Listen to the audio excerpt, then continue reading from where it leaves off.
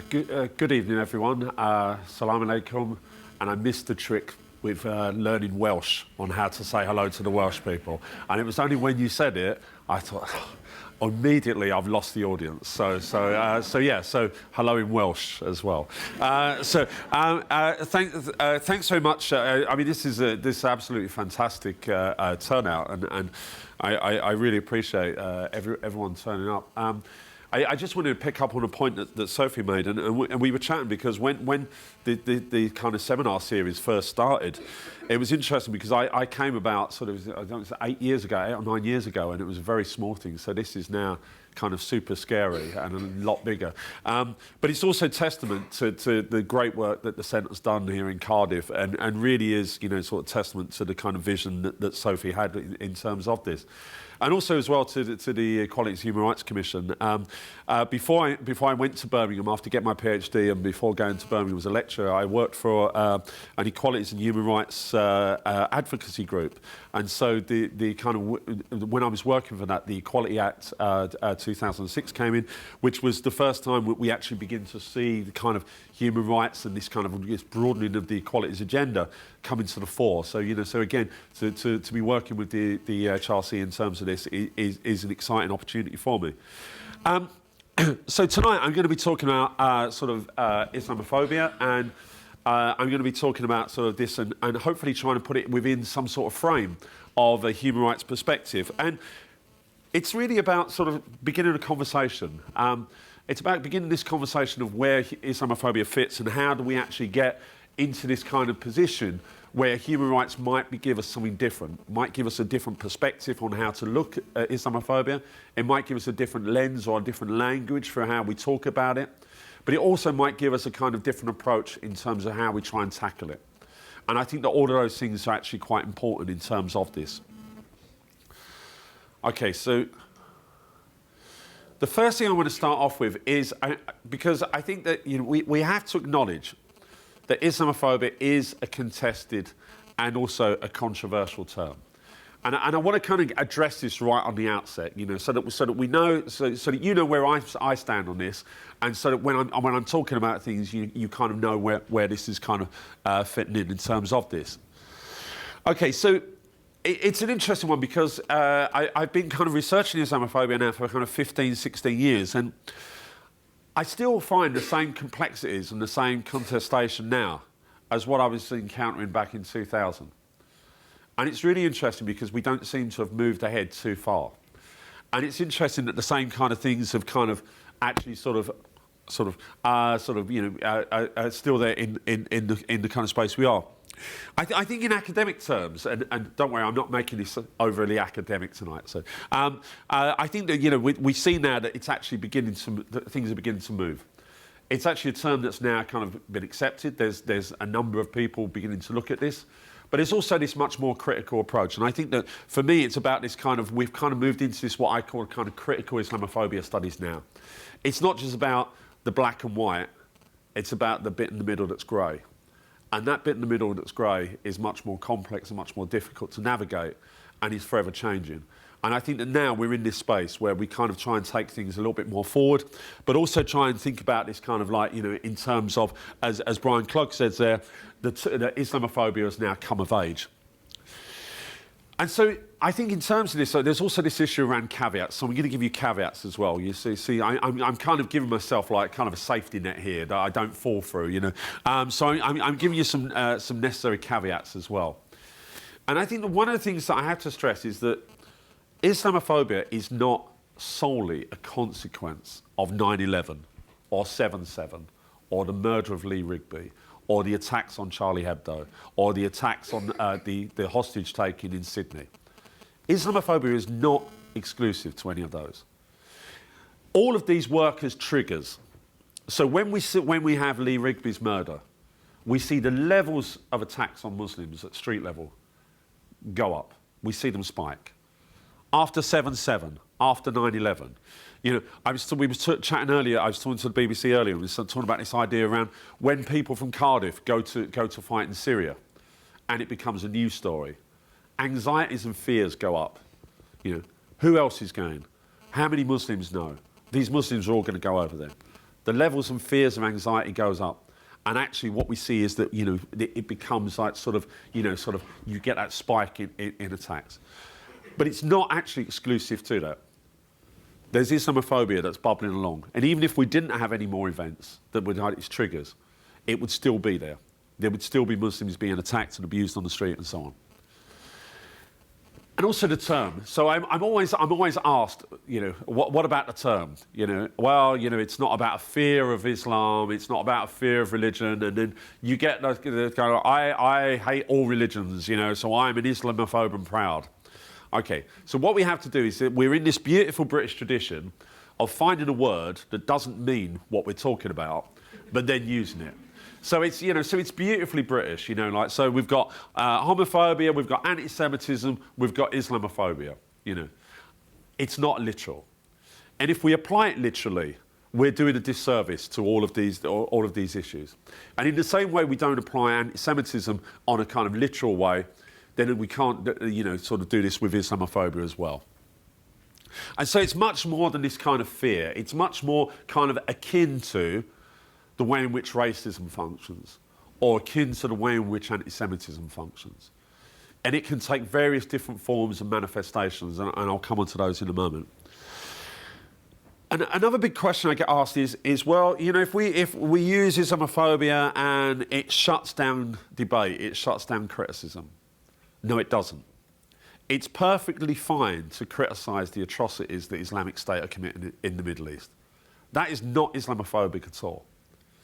If you say all Muslims in this country want to behead all white people and Westerners in the same way that Islamic State do, that's when you're taking it and you're using it in a completely different way.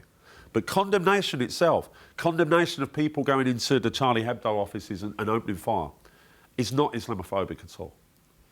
And it's about being honest and it's about being open. And there's a difference between actual criticism and condemnation and disagreement and actually using those things to try and stereotype and increase or incite hatred against all Muslims.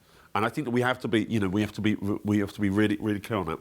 And also as well, it's perfectly fine if you're a Christian to say, I don't believe in your religion. That's not Islamophobic either. It's perfectly fine to have disagreements. These disagreements in themselves are not about sort of something which is inciting hatred. Having said that, there are some who will try and shut down a debate. You're Islamophobic. You're not Islamophobic. Islamophobia doesn't exist. What we have to do there is this is why I'd say we're in this grey area now.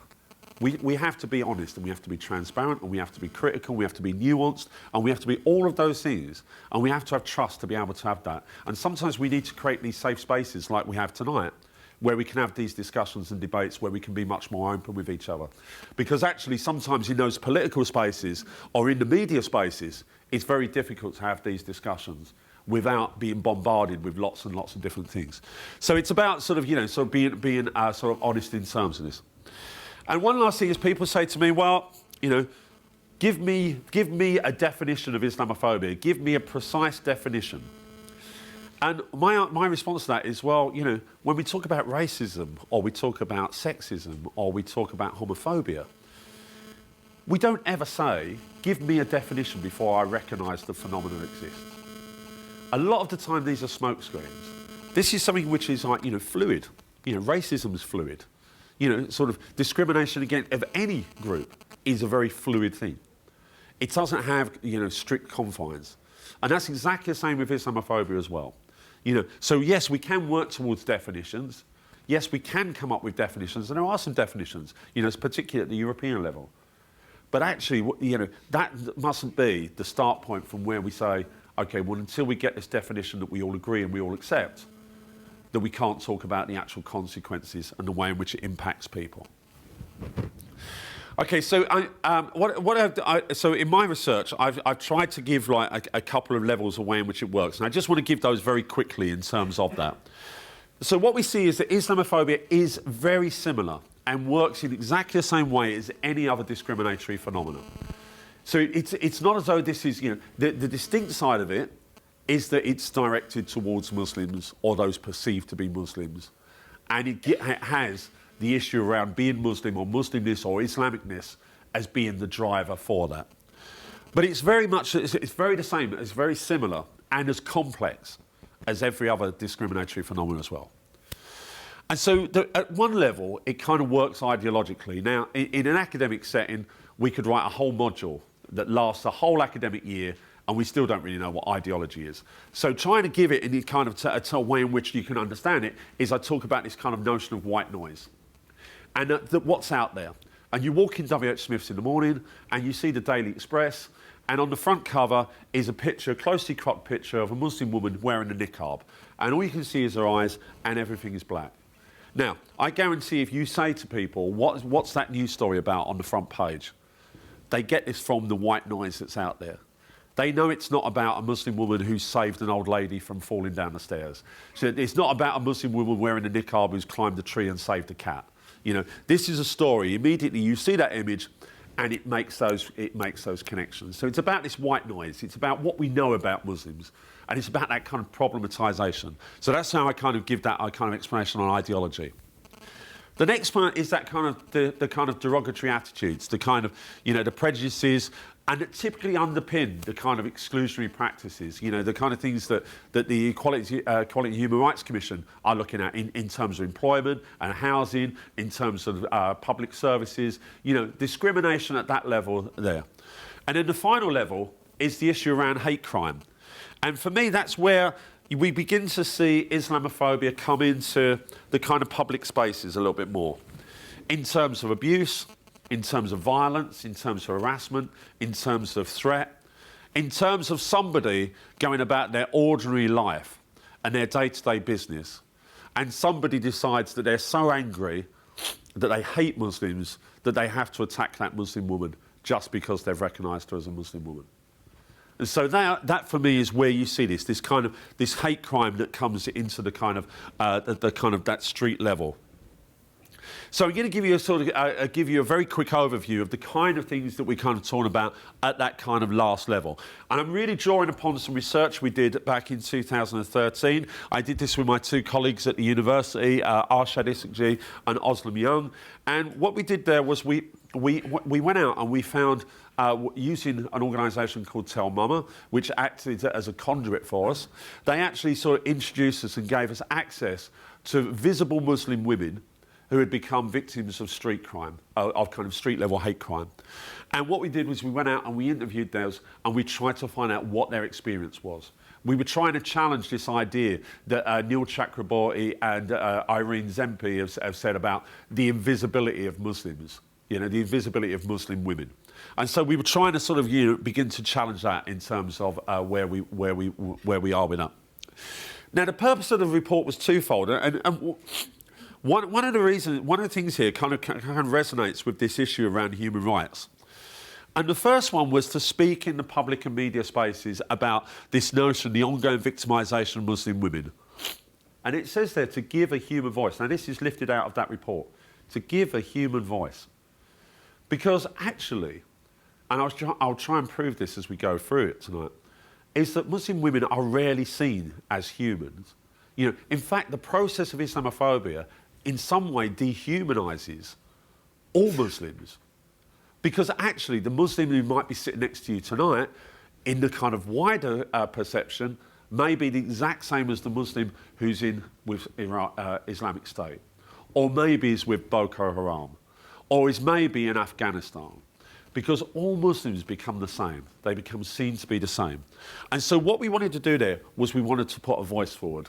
And one of the things we did with this report was that we actually used the women's voices themselves to write the report. So it's the women's voices that actually are used to tell the stories and to try and convey the kind of realities and the kind of detrimental impact that Islamophobia creates. And the second one was to kind of get this into the political and policy spaces, because my view is that really, if we're genuinely honest and we're open on this, is that Islamophobia is not being taken seriously in the political spaces.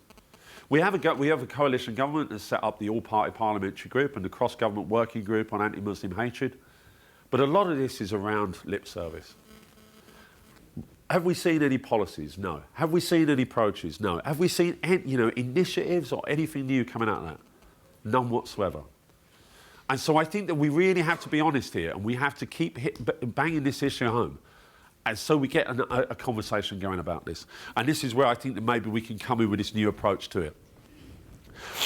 Okay, so, and this is the reason why we wanted to get this voice, because if you look at this image, and this is taken from a newspaper, the amount of times we see this image, less than 1% of Muslim women in Britain wear the niqab.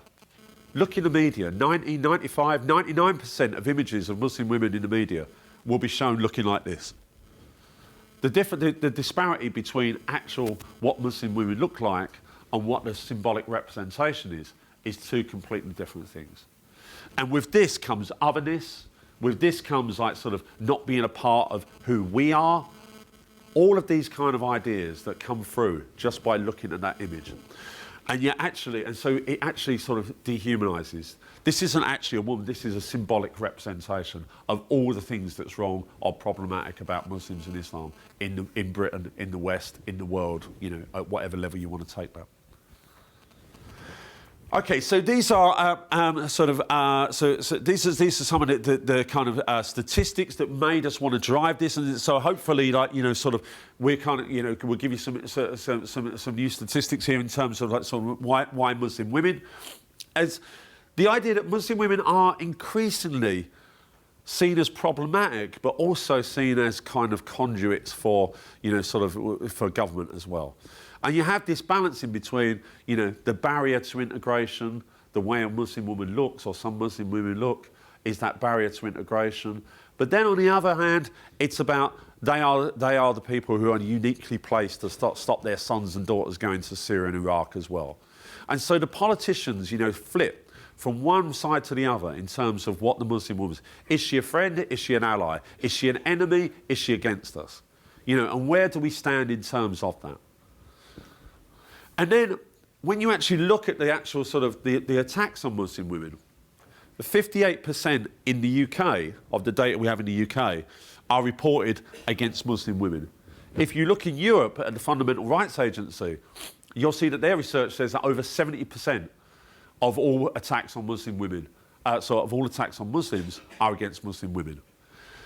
But the real statistic there is that 80% of those will be visible. So if you're a Muslim woman here tonight who actually looks Muslim and can be identified as being Muslim, your chances of being attacked at that street level is much higher than everybody else in the room.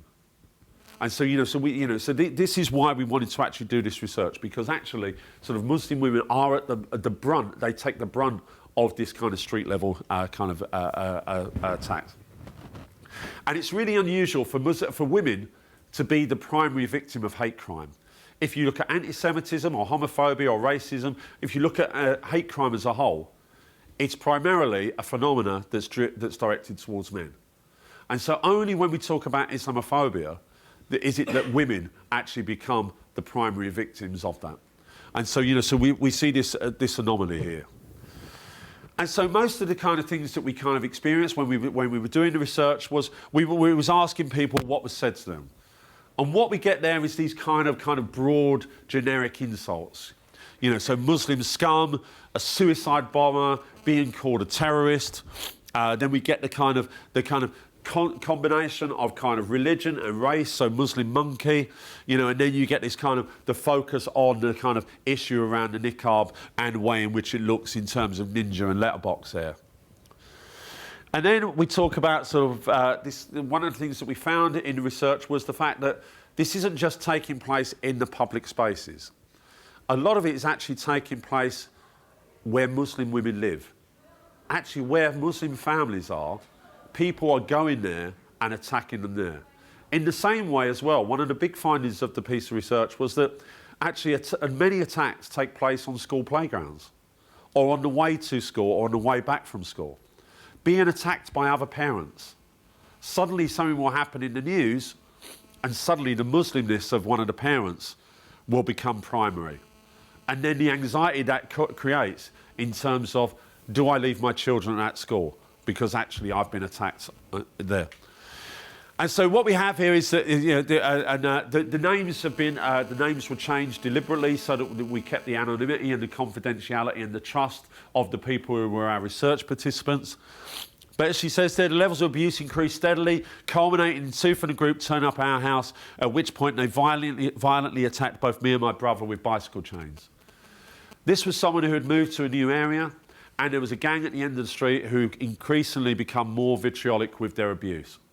And then this happened one night. The two men who did this were actually sort of arrested by the police because Halima was able to identify them. And those two were given they were required not to go within a certain distance of the house.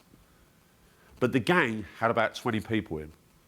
So whilst the two who had the exclusion zone put on them, the other 18 continued in terms of giving them abuse. And so what we see is that in your own home, you don't even feel safe. You feel threatened, you feel attacked, you feel vilified in your own home. And then we had Shagufta, and Shagufta was on the train. She was going to university, and she was on the train, and it was the morning rush hour. And she says that, she told us that the train was busy, and that two men got on the train, and they sat next to her. And then one began to sort of make jokes about her being a terrorist. And what's interesting, if you look at all hate crimes, is that actually people who see it very rarely respond.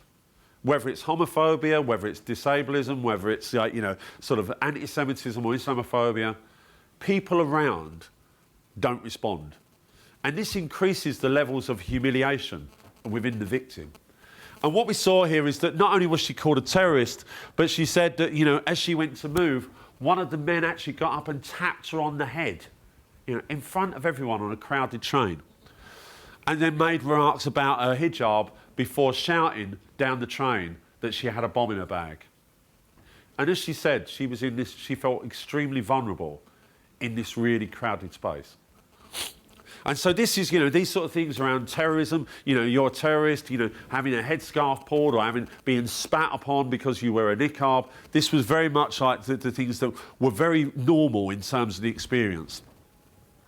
Alia said she was called a terrorist by a male accuser. And again, it was interesting how many of the kind of perpetrators were male and picked on women, and directing their sort of vitriol. And then he claims that she was intimidating him. And she was quite feisty in terms of herself as an individual. And she questioned him as to why she was intimidating him. And he said, it's because you're Muslim. And as she said there, I found it hilarious and annoying. I'm kind of small and he was a huge guy. I don't look terrorising or intimidating, yet he does. But it was her Muslimness, it was her recognition as being Muslim that he said was actually intimidating him, and he didn't want to be there. He didn't want her in his space. He didn't want her in his vicinity. Deborah was a white convert to Islam, and she spoke about sort of going to a gym a couple of times a week and seeing the same people, seeing the same sort of women at the gym and taking part in that, being in that public space. And then she said that one week she was waiting for a yoga class to start, and she saw some of the women becoming increasingly agitated whilst looking in her direction. And then she said that it culminated in one of the women walking over, followed by the rest of the group, and they called her Mrs. Osama bin Laden. And then they said they didn't like her clothes, go back to Afghanistan, go and eat some pork. So, if we're trying to find sort of evidence that this is about Islam, about being Muslim, here we have a very clear statement that they know this person is Muslim and they know some of the things that they think might be offensive to Muslims. And so, we see this in terms of, the kind of specificity of sort of Islamophobia and the sort of things that people experience. Now, this is one which really kind of brings me into this kind of realm of human rights, because if we think about human rights, they are something which is, relevant to us all. We're all humans. We all have rights. Each of us are individuals. And yet when you look at this, so Rachel again was another white convert, and she had gone back to her home, and she was in a car with her husband, and as they came along, there was a car parked across their drive. She got out the car and she went over to the driver, and she asked the driver to move. And what she said was, when she was conveying it to us, was she said, he kept saying this, "Get away from me, thing." So he didn't even acknowledge her humanness. He didn't even acknowledge her humanity. It was thing. "Get away from me, thing." And then he said, "Thing, get away from me. I'll pop you, Muslim." So the only thing that he noticed about her was that she was Muslim and that she was a thing. She wasn't a woman. She wasn't like a human. She wasn't a person. She didn't have any sort of feelings or emotions or any of these things. She was a thing. And then her husband came over to see what was wrong, and then the driver got out the car, and the driver then punched her husband to the floor, and he kicked him while he was on the floor, and then he got back in the car and he drove the car at Rachel and he hit her with the car. And then what she said to us is that she said, it doesn't matter how white you are. He still gave me a really dirty look and said, "Fucking packy bastard." So, so he didn't even see the person. He didn't even, he couldn't even see who she was. She was just a thing. And all of those things in his head come to the fact that she was, this kind of stereotype, this caricature, this symbol of what it is to be a Muslim. The worst part about this was that Rachel was 7 months pregnant at the time. So when he drove the car at her, he actually hit her. He hit her with a car, and she was 7 months pregnant. When we launched the report, we used this as a case study in the Huffington Post, and we put this in the Huffington Post. What was interesting, there was 122 comments. I never read the comments underneath an article when I write one. It's just not worth it. But my research colleague did. And he's young and inexperienced. And he showed me some of them. And all of the comments were, why did that Muslim man let his wife get out the car if he knew she was pregnant? What does a traitor like her expect? This was how they were. There was not one comment there that actually went, "This is disgusting, this is disgraceful." How must that woman feel? All of those things were there in terms of sort of the thing. You are a thing. Okay, so let's have a look at the impacts now. So we've kind of seen the manifestations, and when we talked to the Muslim women, they were talking about being scared, they were talking about fearing of going out. Some said to us that they don't go shopping anymore, that they go out, kind of secretive ways. They felt anxious and vulnerable. They also had shock and anger and humiliation, and some of them said that they had psychological problems, some of which didn't actually start in the immediate aftermath, but, a month or two afterwards, this kind of not being able to sleep, crying a lot, and so on. So we see this. And this would be very similar to people, sort of research done by Victims of Support in terms of the kind of impact on any victims of crime, but in particular hate crime as well. So there's nothing kind of distinct or different in terms of this. So a couple of quotes there from them. Mahmouda said she was really scared and she was fearful and she felt vulnerable and she felt shaken. And Rahana said that, she was in the middle of the street and she suddenly felt like, like she really vulnerable. She had a bottle thrown at her while she was walking down the road.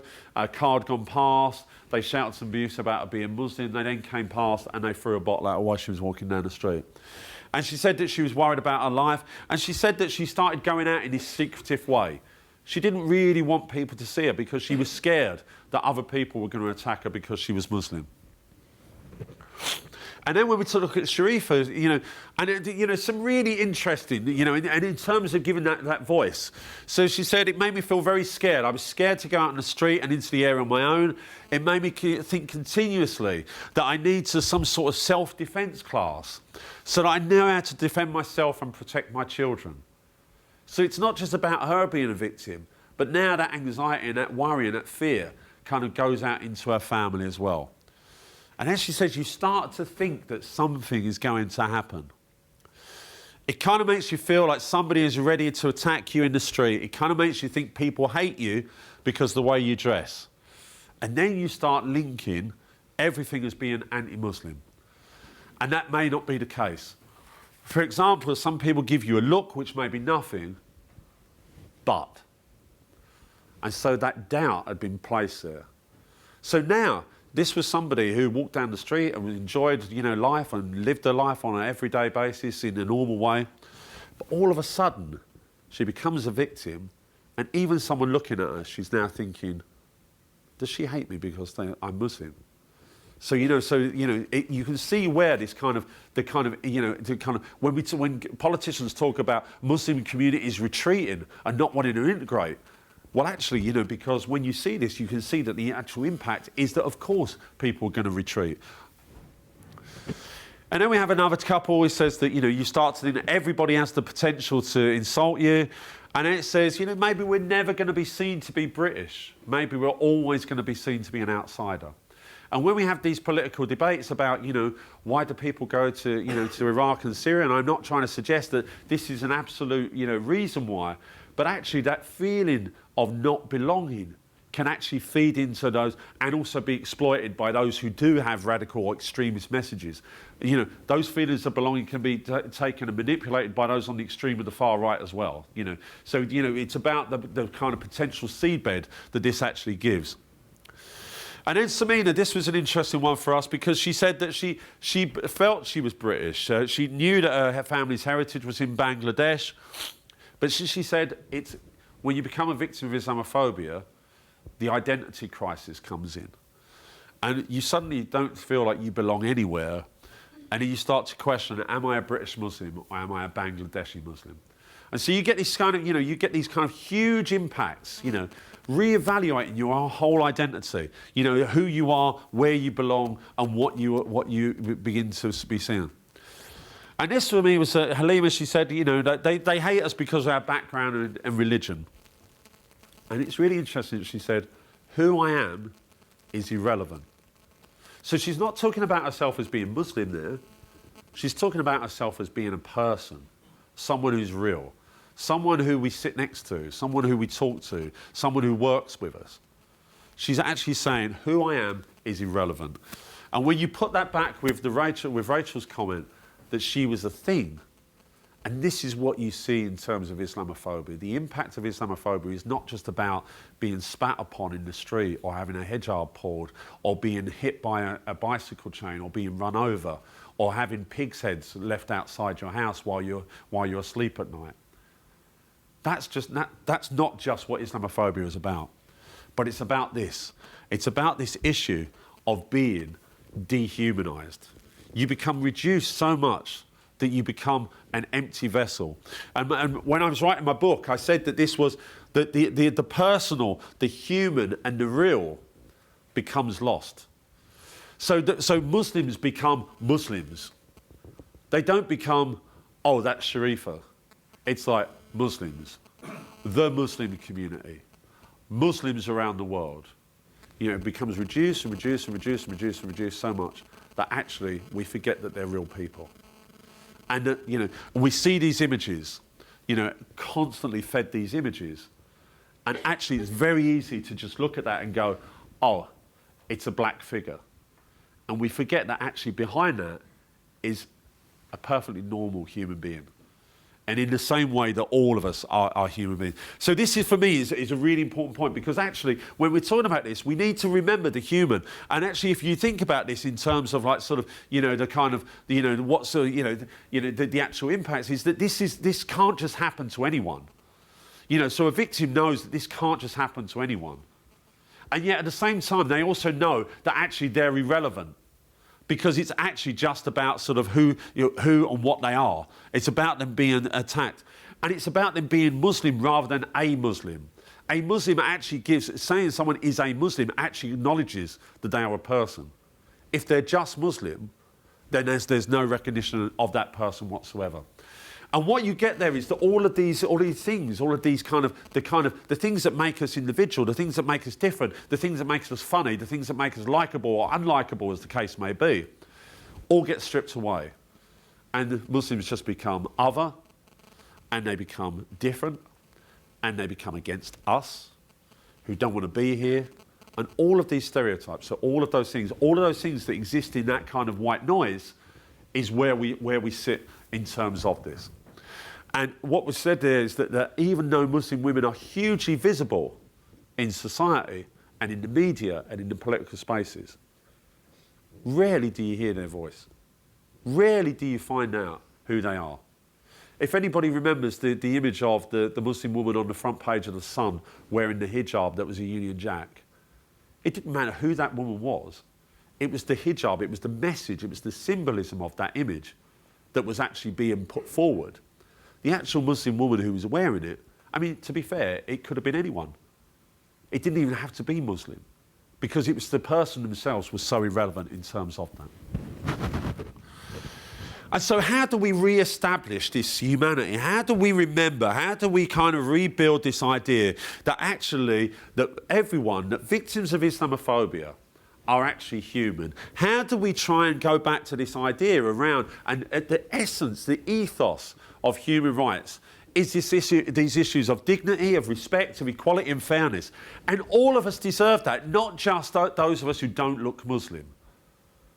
You know, the beauty of human rights, and there really is a kind of beauty at the core of it, is that this is about everyone.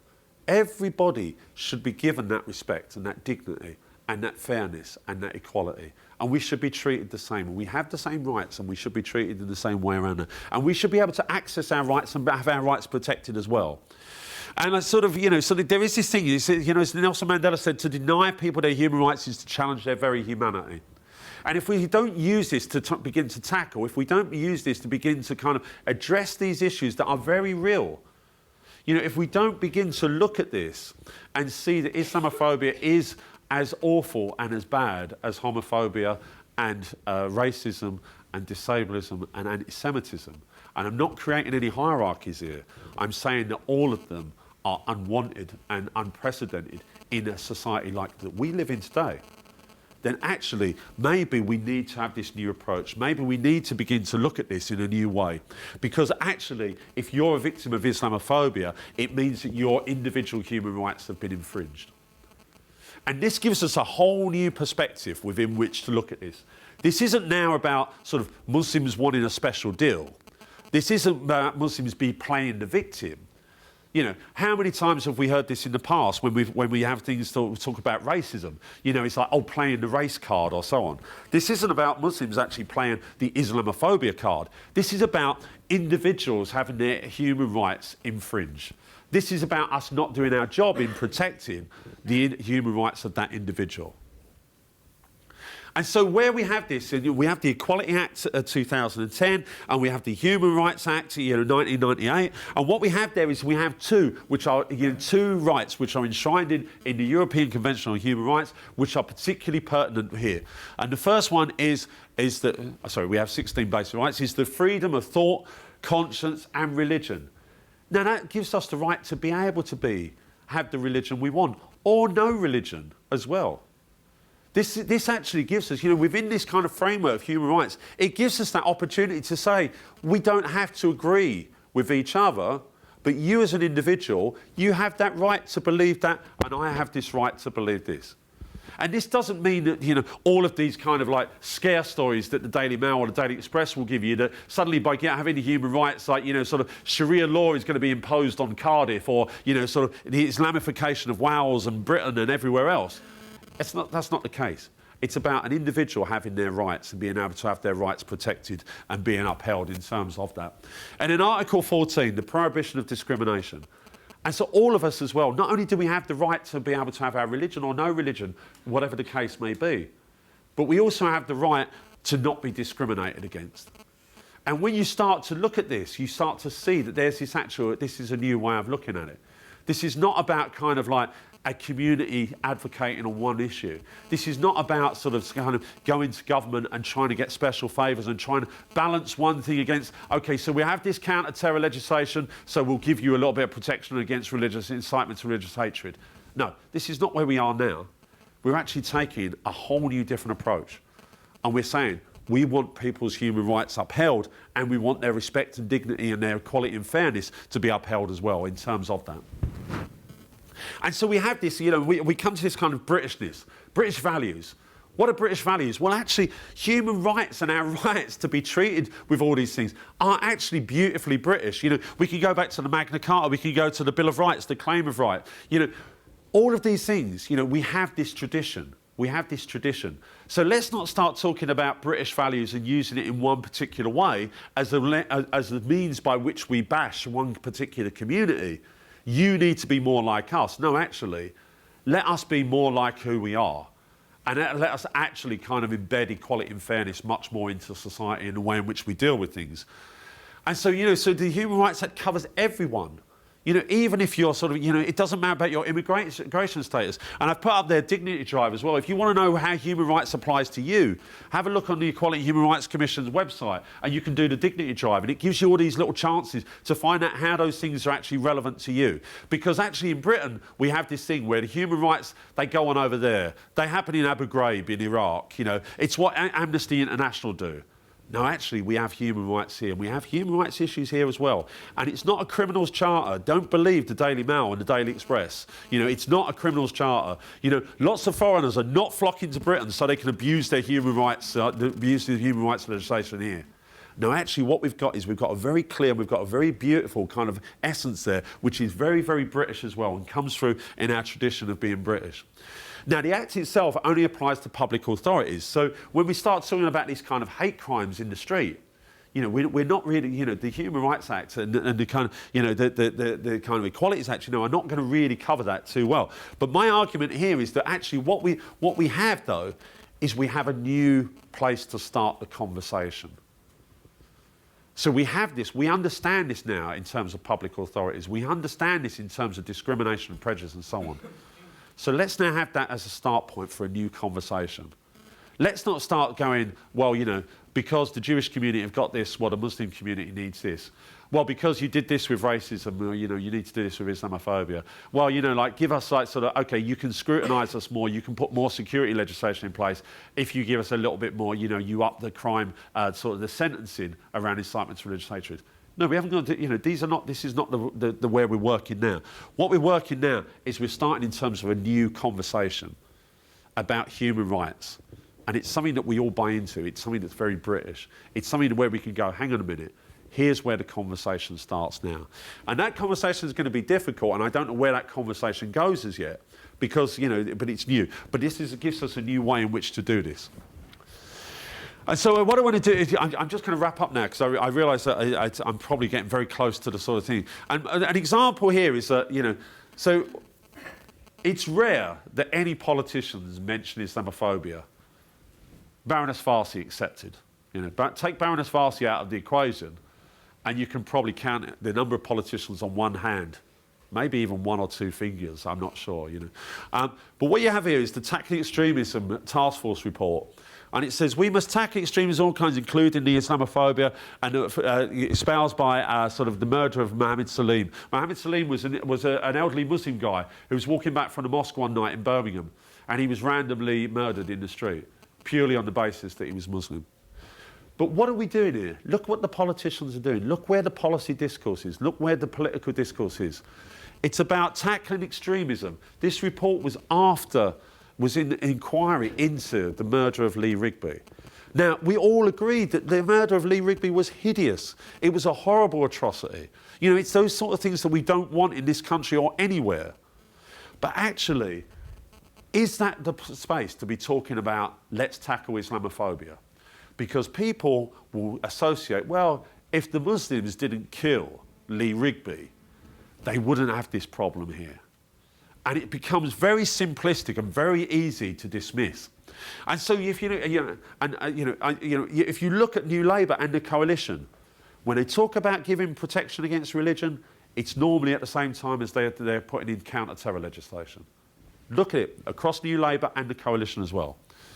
And then this creates in the people's minds that there's no smoke without fire. And yet actually what we're seeing is, we're seeing this as something which is about human rights, about individuals, about humans, about us here. It's not about terrorists or people who commit barbaric atrocities on our streets. It's about real people, the people you work with, the people you live next door to.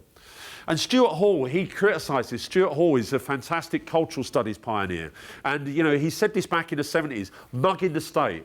And he said he's sick and tired of hearing that racism will stop when young black men stop mugging people. He said, because actually that's a criminal activity and discrimination and racism is an unwanted phenomenon in Britain.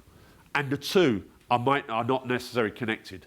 People might use that to justify that, but actually they're not the same. And this is what he's seen, was that actually sort of, this is not a Muslim issue. This is not tackle the 9/11 and the 7/7s and the Lee Rigbys and Islamophobia will go away. No, it won't. It will still be there. And this is why we need that new frame. And I think that, what we need to do in terms of this is we need to begin to have that conversation.